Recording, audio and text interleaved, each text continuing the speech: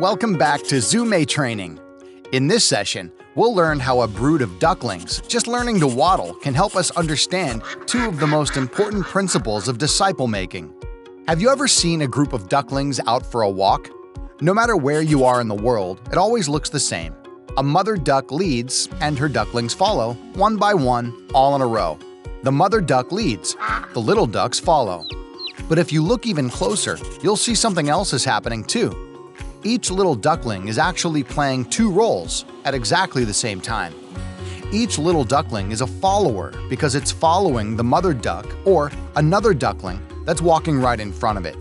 And at exactly the same time, each little duckling is a leader because it's leading the duckling or ducklings that's walking right behind it. So is the duckling a follower or a leader? It's both. And that's why ducks out for a walk have everything to do with making disciples.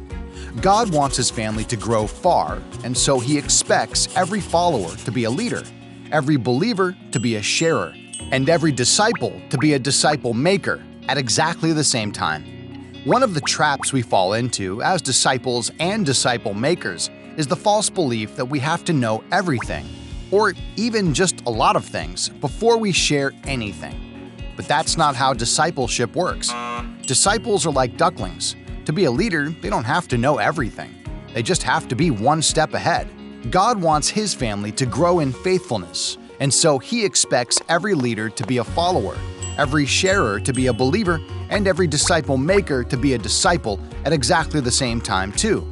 Another trap we fall into as disciples and disciple makers is the false belief that someone, somewhere, knows everything, and if we just find and follow them, then we're set. But that's not how discipleship works either. In God's kingdom, there's only one mother duck that all of us follow, and that's Jesus Christ. No missionary, no pastor, no seminary professor. Only Jesus deserves the full measure of our faith. The rest of us are in process. There will always be someone closer to Jesus that we can follow, and there will always be someone further away that we can lead. But no matter our position, our eyes and our hearts should always be fully fixed on Jesus.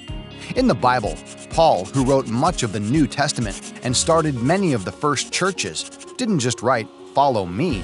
He wrote, "Follow me as I follow Christ." Paul knew what ducklings everywhere know and what every disciple should know, too. Every leader in God's kingdom has to be a follower, and all of us follow Jesus. In the Bible, Paul also wrote, "What you have heard from me, share with faithful men, who will be able to teach others too." Paul knew what ducklings everywhere know, and what every disciple should know too. Every follower in God's kingdom has to be a leader, and all of us should lead like Jesus, laying down our lives for others. If you want to see God's family grow far and grow in faithfulness, then think of disciple making like ducklings. Become a follower and a leader at exactly the same time.